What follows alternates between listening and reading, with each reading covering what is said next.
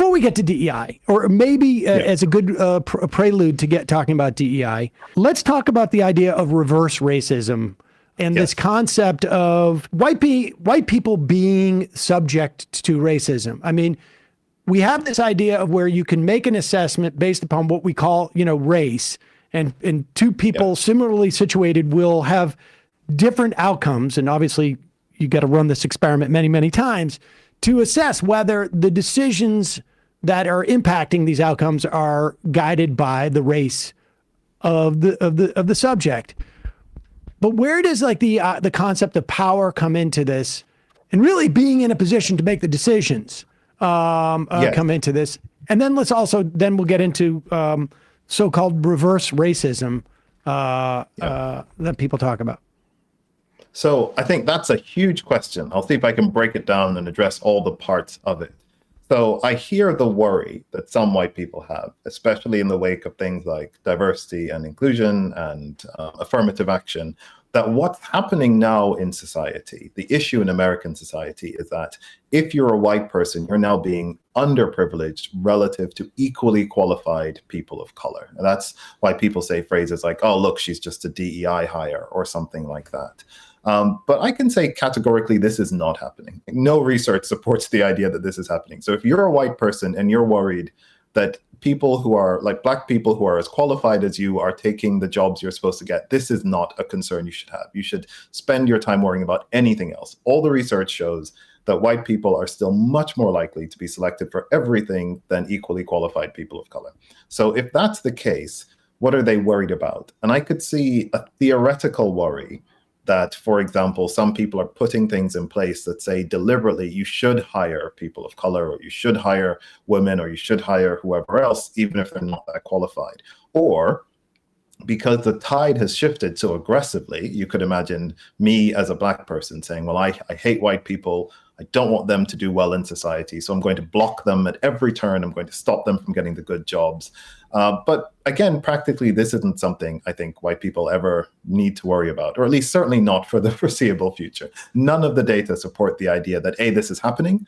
That's not true. Actually, most people who aren't white really like white people and genuinely want to get along with them and like them very much. There's just no evidence of widespread dislike of white people, at least nothing that matches in general the way white people see people of color.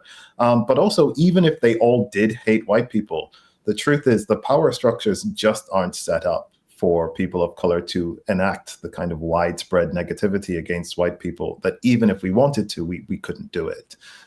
We just don't have the numbers. Does this, to the point about, it being kind of downstream from like how we structure our society, of course, like, does this ebb and flow? Is there an increase in more overt racism in certain periods of history where perhaps, I don't know, we're in a very far-right reactionary time right now in this country? I wonder if that affects the data, or if it's controlled for, or if it's as uniform across time periods as anything. So I'd say it's not uniform across time periods or across countries at all. So if we think back historically, there are obvious, huge crescendos in explicit racism. I think the most obvious one being, 1939 to 1945. That's, I suppose, for some people within kind of living memory. And things were definitely a lot more racist then. I think what people forget is that there were aggressive eugenicists on both sides of the Atlantic, that there were British eugenicists and American eugenicists, and that the break from the Nazi eugenicists happened much later than many people realize, that there were big pushes in racism. And we've been talking a lot about white on Black racism, but we forget the kind of obvious, aggressive, explicit racism against Japanese Americans, for example, or Native Americans, for example, that comes in and out, that goes in its own crescendos. I'd say in general, the longer you go back, the further back in history you go, the worse things are if you're not white for about 400 years. So I wouldn't want to live 50 years ago. I think life now is much better than 50 years ago. I wouldn't want to live 100 years ago, and if I had to pick, I'd pick 50 over 100. I wouldn't want to live 200 years ago, and if I had to pick, I'd pick 100 over 200. But that said, there's definitely mini cycles, and we do account for that. We do take that into account. The data stretches over a really long period of time. So we've been collecting data on stuff like this for about 70 years. But part of that is acknowledging that things do change. That I said we talk a lot about unconscious bias, and that was true for the last 5 years. I think for the next 5 years, people might be talking more about very, very conscious bias again, because there is more of that in some places. That sort of foreshadows one of my final questions, particularly after having an experience recently in sort of a debate with people where this stuff was quite explicit. But what accounts for that? I mean, if there is variation within time, broad strokes over the past 400 years, it has moved in one direction. But if there are spikes and dips, what accounts for it? In at least in your assessment, and to what extent does economics and culture play into those spikes, changes in both those realms? Oh, so that is a huge question as well. What accounts for it is hard. There's so much that accounts for it. I'd like to focus on two things, because I think there are two things, one of which isn't really that easy to control, and one is easier to control. And one's more money and one's more psychology. And I think I'd like to talk about both because they're useful. So one of the patterns in society is that we tend to become more biased when things are more economically strained. So it's again, I'm not a historian, so take all the historical things I say with a pinch of salt. But there is a pattern in history, which again, you can see in the 1939 to 1945 period, that when people are facing real economic threats, they look for someone to blame. So maybe it's the Jewish people, maybe it's the immigrants, maybe it's the Black people, maybe it's whatever other ethnicity it is, but they are the reason we don't have money. Now, this is never true. Why? It doesn't make sense. In the UK, we have a strong thing about people coming across the channel in boats. And we say that they're the reason we don't have money. But obviously, they're not the reason we don't have money, because they don't have the money. We have to ask who has the money. That's obviously the reason we don't have the money. But we blame some group of people, and that kind of economic strain makes people generally less reasonable, less pleasant, and more likely to blame some kind of outsider. The other issue is more psychological, which is just the effect of social norms.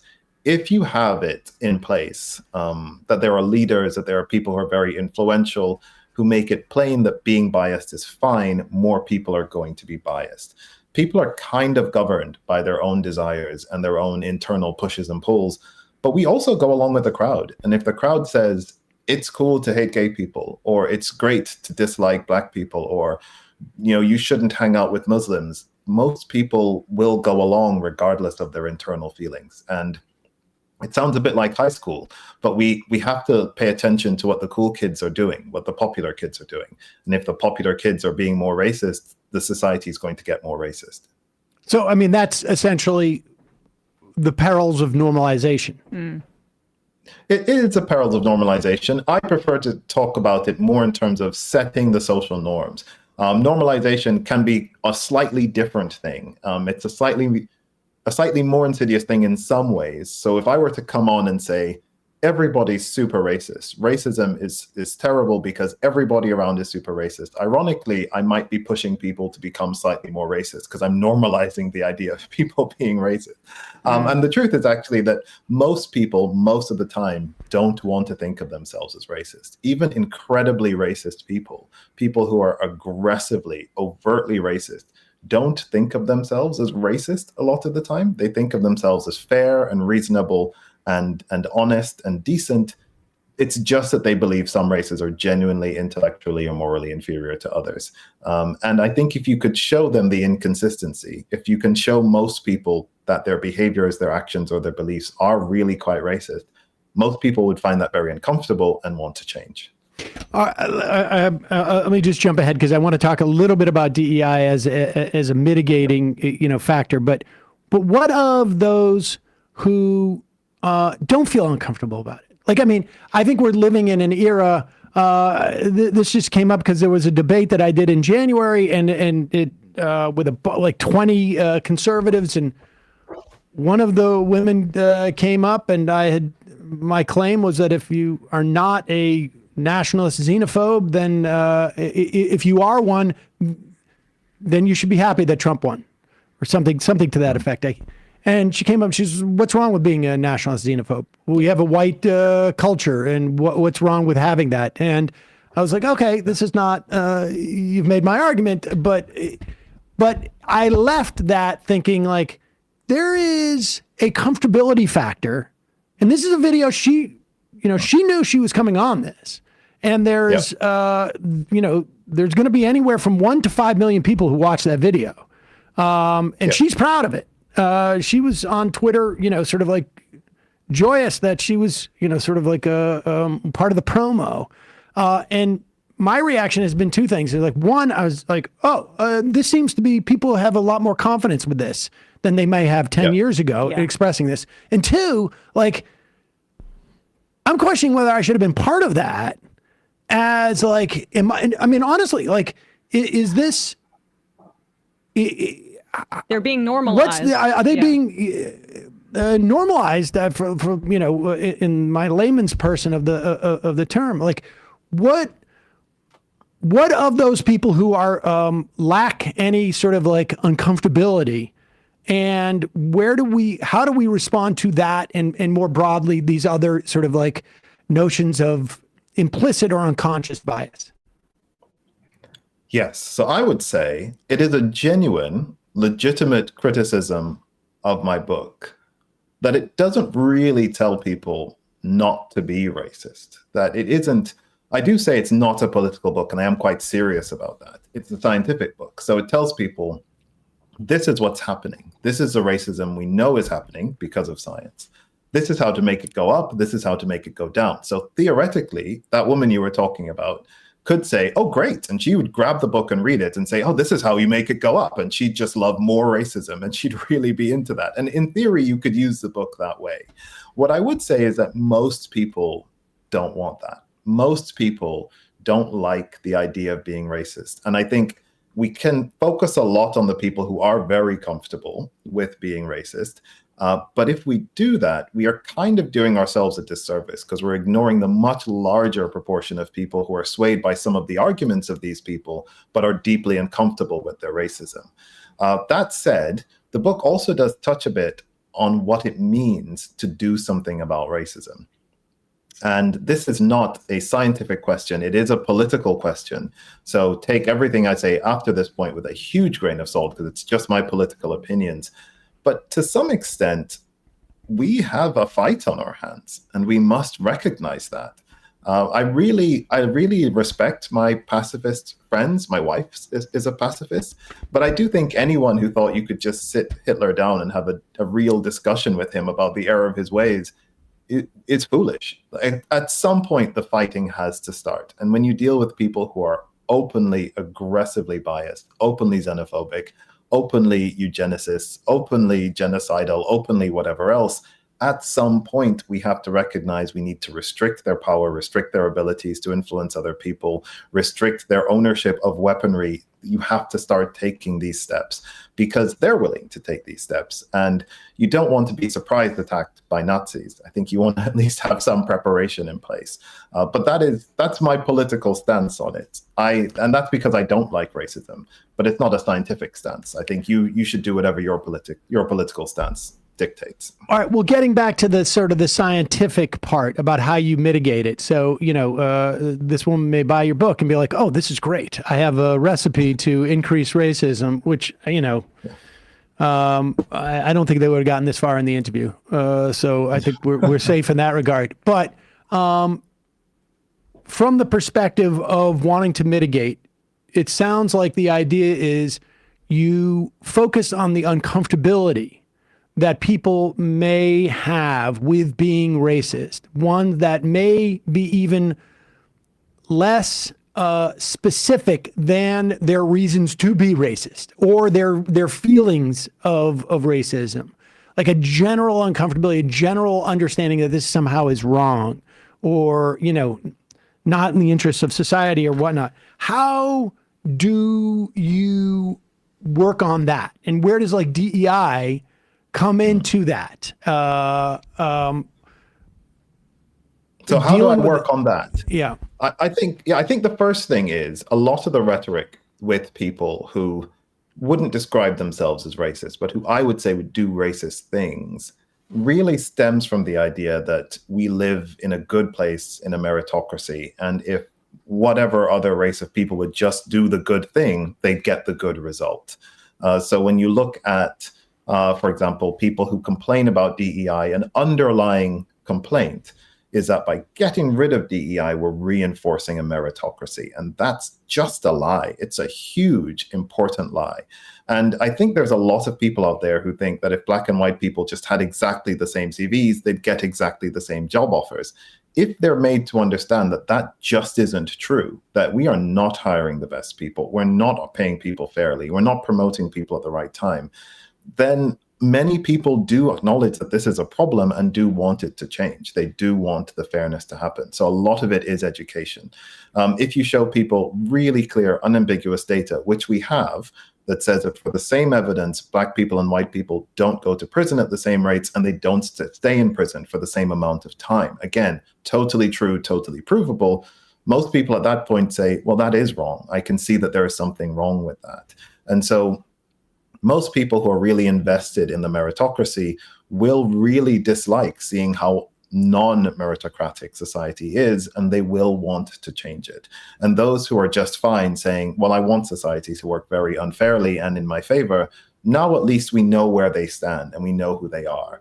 And when it comes specifically to the DEI stuff, I do acknowledge that DEI is imperfect, like really imperfect. And I would say, actually, if I had my way, DEI would be done completely differently. It would be centralized, it would be structured. It would not be based on the whims of what companies wanted, but on something that was more mandated, that was more specific, that was based on scientific research and that we knew actually worked. Because it's kind of a client-driven industry at the moment, companies can do whatever they want, and they can do things that they like or that feels good, but that's not necessarily effective. So that is a real change that must be made. But I wholeheartedly have to say that the idea of getting rid of DEI 100% and thinking this will make anything better is scientifically just nonsense. It will make things worse. We have a problem where people are not treated fairly, where they're not hired at the right rates, where they're not paid the right amount. And we know that this is because of the color of their skin and also because of their gender and sexual orientation and other things. We know this. And so to just scrap the DEI is saying we are comfortable with this and are not planning to do anything about it. I guess lastly, like what of those who are impervious, who have the implicit bias or the unconscious bias? They're not part of that group of like, oh, I want to read this book to increase racism. But what of that set that where data? I mean, we have a problem. I don't know if it's happening in your country to the extent that it is in ours, but we have a problem with people just sort of explicitly not accepting data from scientists. From a more psychological level, is there something else that can sort of go hand in hand with that data that in and of itself, I don't think these days is going to convince anybody? Well, I want to draw a distinction between people not being convinced by data and people not being convinced by scientists or by research. And I think these are kind of different things.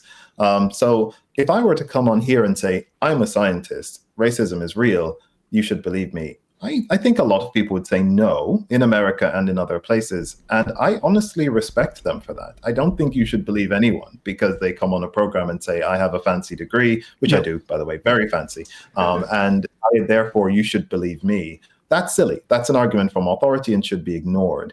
I also think that people are often presented with data like stats to say racism is a problem, where they say, oh, well, look, black people are twice as likely to be unemployed as white people. There's racism. And again, that's not convincing. And people are right to step away from that. That doesn't prove that racism is the problem. They're doing the right thing by being skeptical. So if you are one of those people, you get no criticism from me for those two positions. I think what's much harder for people to ignore is properly explained research, which happens too rarely. People don't do that very much. And I have had people challenge me and say, you can't prove that racism happens. And then I say, well, let's make a prediction. There is a great experiment in which they wrote people's names on envelopes and they put the postage already, they put the stamp on it and everything, and they left it on the floor. And so it would take you 2 seconds to pick it up and put it in a mailbox, so it can be mailed off somewhere. It's such a nice thing to do. It takes no effort. But if you write a white sounding name on the envelope or a black sounding name on the envelope, do you get different results? And I have never met a person who says racism doesn't exist, who is willing to make a prediction in that case. Or if they are making a prediction and then I show them, well, this experiment has been done. Look, the white names get way more posted envelopes than the black names. They don't know what to do. It kind of breaks them a bit because beliefs are prediction-making machines. That's why we have a belief. I believe that cars will hit you if you step in the middle of the road, so I don't do it. But if I step in a road and no car ever hits me, I have to change my belief. I think arsenic is poisonous, but if I eat it and I don't die, I change my belief. And because beliefs are prediction-making machines, if you can get these people to repeatedly make predictions, what do you think is going to happen with these sets of CVs that are completely identical? What do you think is going to happen with these envelopes? What do you think is going to happen with this evidence that's presented to a jury? And if they keep making the wrong prediction, eventually their belief has to break. Whether they admit it or not, they have to acknowledge that their belief isn't predicting reality and they have to change it. That's fascinating. I'm going to deploy that envelope, I guess, scenario. I have a feeling many, many times in the years to come. Dr. Keon West, the author of The Science of Racism, Everything You Need to Know But Probably Don't Yet. We'll put a link to that book at majority.fm and in the podcast and YouTube description. Thanks so much for your time today. Really appreciate it. Great. Thank you. I appreciate it. Thanks so much. Bye-bye. Hey, folks, don't forget to hit the subscribe button and check out our daily show. We do it every day at 12 p.m. Eastern for about 2.5 hours. We even take phone calls. You should check that out.